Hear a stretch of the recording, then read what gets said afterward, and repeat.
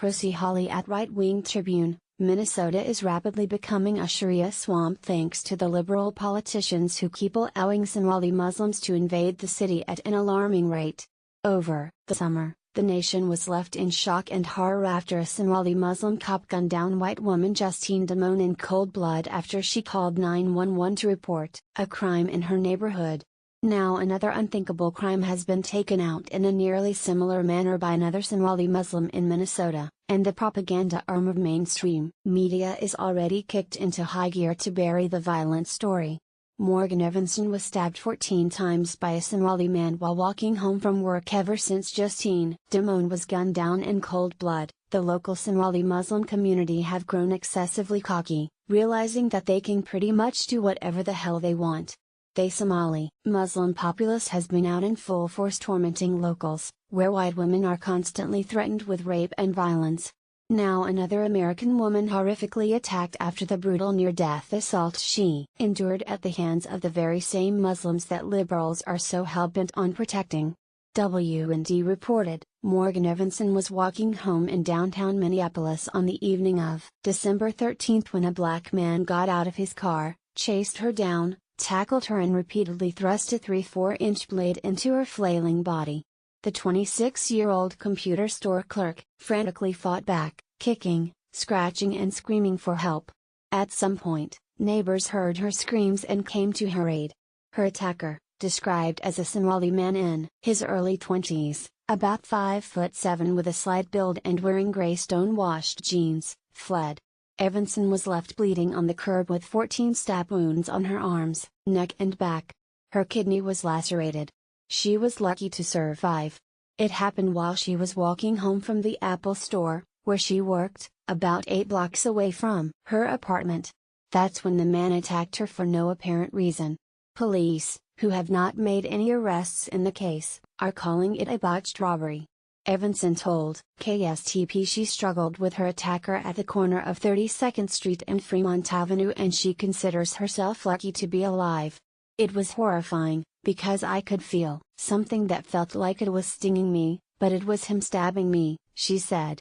Doctors told me I had 14 wounds that needed stitches, including a lacerated kidney. Evanson told KSTP her main concern now is getting better and helping police find whoever did this so he cannot do it again. I cannot imagine anyone attacking someone like that, and as a woman it is especially frightening, but I knew I had to fight back and I want him to know I am okay and that he will be caught, Evanson said. Police have called the case unusual for the level of brutality just to get a woman's purse, leading some to wonder if the assailant didn't want more than just a purse. The Minneapolis Star-Tribune, the city's largest newspaper, has been AWOL on the story. The newspaper's on-duty news editor, Maria Reeve, did not return WND's calls Tuesday to inquire about why it went dark on such a brutal, unprovoked attack on a defenseless, unarmed woman walking home from work. Other media, such as the Southwest Journal, have reported on the crime but left out the assailant's full description as a Somali migrant.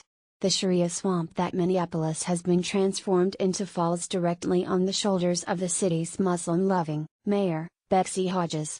Following the death of white woman Justice Damone, who was killed by the very same Muslim police officer that Hodges fast-tracked through the police academy, the Islam-pandering woman has been on a warpath against the local community. She recently set up an anti-blasphemy hotline in her city so the Somali migrants could call and report on anyone who harassed them or spoke negatively about Islam. Muslim-loving mayor, Betsy Hodges snuggles her Muslim left and establishes an anti-blasphemy hotline. What's equally disturbing is that Minneapolis is becoming a hotbed for human trafficking. Hundreds of women and children are disappearing off the streets at an alarming rate, with 74 abduction cases just this year, leaving the FBI and local authorities completely frazzled. One man's eerie warning about the human trafficking epidemic went insanely viral last month, garnering over 17 million views, after his wife and daughter were nearly abducted at a local Minneapolis Target parking lot. Nahar Ali says he frequently sees vehicles mysteriously parked at the back of dark parking lots, where this pack of human traffickers go around town scouting for people to abduct. It's absolutely sickening what's going on right underneath our noses as liberals keep advocating to bring more of these third world country savages in, as the startling love affair between the left and radical Islam continues. Muslim migrants continue to prove to us that they have no intentions of assimilating into Western society, and with these anti-American morons flooding cities at an unprecedented rate, attacks on infidels will sadly become the new normal in places like Minneapolis. Trigger warning: Prissy Hawley is a conservative journalist, professional Shiite starter and disgruntled military vet who is very outspoken and doesn't give a flying crap about your feelings when exposing the truth. If you want your daily dose of news delivered in the most politically incorrect way as possible, make sure you follow Prissy here. Be sure to follow us on Nation in Distress and America's Freedom Fighters on Facebook.